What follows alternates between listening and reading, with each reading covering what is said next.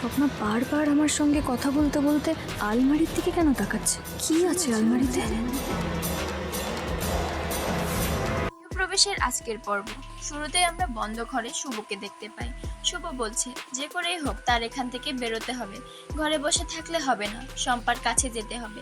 একমাত্র শম্পাই পারে তার আদিকে বাঁচাতে। শুভ ঘর থেকে বেরোনোর জন্য দরজা ধাক্কা ছিল, তখন সামন দিকে মেজমা যাচ্ছিল। তাকে শুভ দরজা খুলে দিতে বললেও সে বলে সেবন্তে করা নিষেধ আছে, দরজা খোলা যাবে না। তারপর সেখান থেকে চলে যায়। দৃশ্য পরিবর্তন হলে দেখা যায় লকআপে আদিকে সে আসামি দুজন খুব বিরক্ত করছে। কথার এক পর্যায়ে একজন আসামি বলে, তোর বউয়ের তো অনেক তেজ, সামলাস কি করে? বাস তাতেই আদির রেগে আগুন। শুভকে নিয়ে বাজে মন্তব্য করার সে তাদেরকে খুব মারে। তখন সেখানে এক পুলিশ এসে তাদের ঝগড়া থামায়। তারপর পুলক আর রূপককে দেখানো হয়। তারা কোথাও উকিল খুঁজে পায়নি। তখন রূপক বলে, এই শহরের একটাও উকিলও কেস লড়তে চাচ্ছে না, এটা কি করে হতে পারে? এর পিছনে নিশ্চয়ই কোনো ষড়যন্ত্র আছে। তখন পুলক বলে, তুই কিছু একটা কর, আমার আদিক কি জেলেই থাকবে সারা জীবন? তারপর একজন উকিলকে দেখানো হয়, যে আকাশকে ফোন করে বলে, স্যার তারা আপনার চেম্বারের বাইরে দাঁড়িয়ে আছে, আপনি চিন্তা করবেন না, আপনি যখন বলেছেন এই শহরের কেউ কেসটা নেবে না।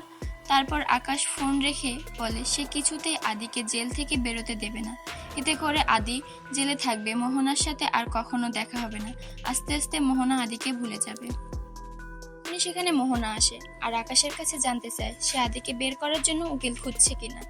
আকাশ মিথ্যা বলে, সে উকিল দেখছে, তবে মার্ডার কেস তো, তাই তাকে একটু অপেক্ষা করতে হবে। আর মনে মনে মোহনাকে বলে, অসুখ সরাতে ওষুধ খেতে হয়, আর ওষুধ তো একটু তিতা হবেই। পরিবর্তন হলে সেবন্তীকে দেখানো হয়। সে বলে, কলকাতা শহরে একটাও ভালো উকিল নেই। রূপক বলে, বৌদি কোনো একটা ষড়যন্ত্র হচ্ছে, না হলে এমন কেন হবে? সেবন্তী তখন পুলককে বলে, ভালো উকিলের জন্য টাকা দরকার হয়, তাই চেষ্টা করনি তোমরা। এই বলে সে গহনা খুলে দেয়। তখন পুলক বলে, তার কোনো পাপের সাজা সে পাচ্ছে, না হলে শহরের একটা উকিল নেই। তখনই সেখানে ডোনা দৌড়ে আসে আর বলে, বাইরে মিডিয়ার লোক এসেছে, আমাদের ইন্টারভিউ নিতে চায়, আমি ছোট কাম্মাকে সামলাতে রেখে এসেছি, জানি না কি হয়। এর মধ্যে মিডিয়ার লোকজন হুড়মুড় করে ঘরে ঢুকে পড়লো। তারা জিজ্ঞেস করলো, বিদেশ থেকে এসে আদ্রিতা খান কেন মার্ডার করলো, যাকে খুন করেছে তার সাথে কি সম্পর্ক? তারপর সবাই তাদের বাসা থেকে বেরিয়ে যেতে বলল। শিরিন আর অর্ণাকে দেখানো হয়, তারা শুভর দরজার বাইরে দাঁড়িয়ে আছে। কিছু একটা পড়ার আওয়াজ পেয়ে দরজা খুলে শুভকে খুঁজলে তারা শুভকে রুমে দেখতে পায় না। তখনই দরজার পিছন থেকে লুকিয়ে থাকা শুভ ফিরে আসে আর ওদের বলে, সরি রে বলে বেরিয়ে পড়ে। নিচে নেমে দেখতে পায় সবাই সাংবাদিকের সাথে কথা কাটাকাটিতে ব্যস্ত। এই ফাঁকে শুভ ঘর থেকে বেরিয়ে পড়ে। তারপর আমরা স্বপ্নাকে দেখতে পাই, সে ফোনে কাউকে বলছে কয়েকদিনের জন্য সে কোথাও একটা গা ঢাকা দেবে, সবটা মিটে গেলে সে তার সাথে যোগাযোগ করবে। ততদিন যে জিনিসটা সে রাখতে দিয়েছে সেটা যেন সামলে রাখে। তখনই পিছন থেকে এসে মোহনা শম্পার গলায় দড়ি পেঁচিয়ে ধরে বলে তাকে মেরে ফেলবে। শম্পা কোনো রকমে দড়িটা ছাড়িয়ে বলে সে দোষী না, আসল দোষী মোহনা।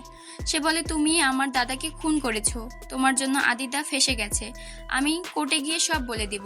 তখনই বাসার কলিং বেল বাজে। শম্পা গিয়ে দেখে সেখানে শুভকে দেখে ওরা ভয় পেয়ে যায়। আজকের পর্ব এখানেই শেষ।